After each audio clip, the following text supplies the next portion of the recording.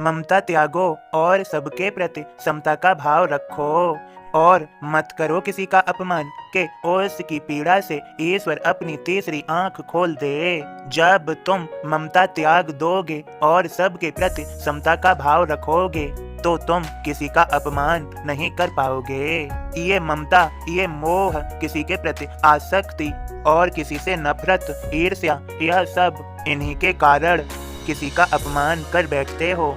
मेरे बच्चों, मैं तुमसे कहता हूँ, ममता त्यागो और सबके प्रति समता का भाव रखो। मेरे बच्चों, यह ममता के कारण ही तुम आगे नहीं बढ़ पाते। तुम्हारी तरक्की अर्थात तुम जिन ऊंचाइयों तक पहुंच सकते हो उन तक नहीं पहुंच पाते।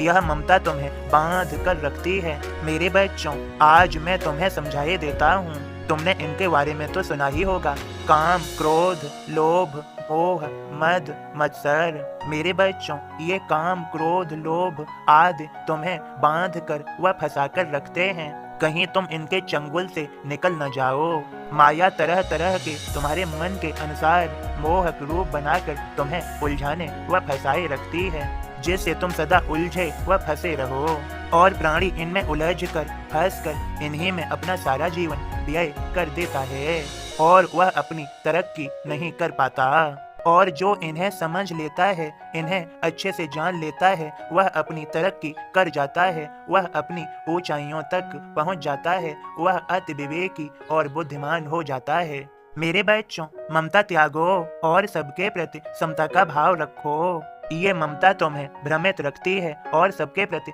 समता का भाव नहीं रखने देती। तो तुम अपनी आध्यात्मिक उन्नति कैसे कर पाओगे? ममता में फंसे रहोगे, इसी में उलझे रहोगे। मैं तुम्हें इन सब से बाहर निकालना चाहता हूँ और तुम्हें जीवन में सफल बनाना चाहता हूँ। मेरी कृपा तुम पर हो रही है। अब मेरे बोध को सुनो और समझो।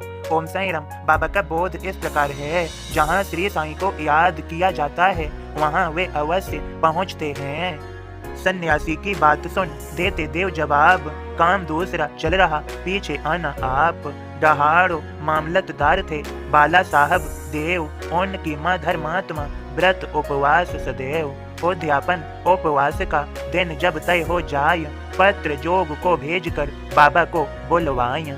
बाबा कहते जोग से उत्तर दे भिजवाय, भक्त याद करता हमें हम अवश्य ही जाय। लिख देना तुम देव को हम आएंगे 3, जैसे बाबा ने कहा बापूजी लिख देन।